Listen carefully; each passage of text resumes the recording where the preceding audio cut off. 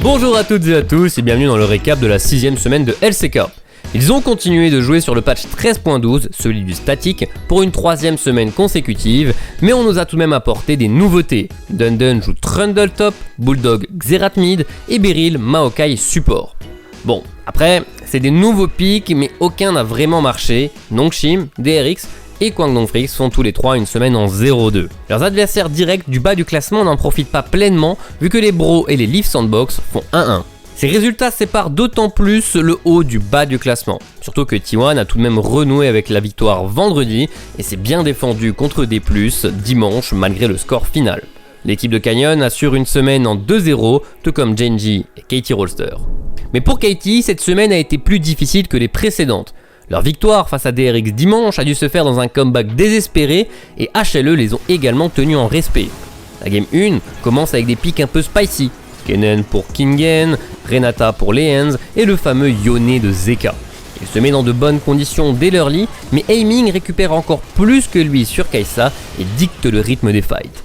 Même après avoir pris les 3 premiers dragons, HLE, en dehors de Zeka, a du mal à tenir tête à Katie et ils perdent cette game 1 en seulement 26 minutes. C'est en game 2 que ça s'est bien passé pour HLE, une nouvelle fois autour du Yone de Zeka. L'association avec la Sejuani en 2v2 est vraiment redoutable et à partir du moment où la compo HLE peut aller de l'avant, c'est difficile de les arrêter, encore plus après la validation de l'âme océan. On va donc en game 3, une situation rare cette année pour Katie Rolster, et logiquement, BDD joue son Azir quand il est un peu dos au mur. Le résultat ne change pas vraiment, c'est Zeka qui est monstrueux, à 13 minutes il est en 5-0 avec sa Akali. Mais malheureusement pour lui, ce sont les 5 seuls kills de son équipe, là où les ressources Katie sont mieux réparties. Donc forcément, à la première grosse échéance, il devient la proie d'Aiming et Kai'Sa est clairement une prédatrice pour Akali. Katie remporte sa 10ème victoire en BO et valide les playoffs par la même occasion grâce à leur AD carry. Cependant, c'est un autre ADC qui va obtenir le MVP de cette semaine, Deft. Jugez par vous-même ce play où il quadra-kill seul face à une équipe qui vient de valider le dragon ancestral. Des beaux mouvements récompensés pour le récent champion du monde. Vous pouvez d'ailleurs retrouver sur le YouTube de LoL eSport un documentaire de 54 minutes qui retrace la run de DRX au précédent World et où Deft se livre beaucoup. Avec ses bons résultats de cette semaine, D+, se hisse à la 3ème place tout seul avec HLE et T1 en poursuivant direct.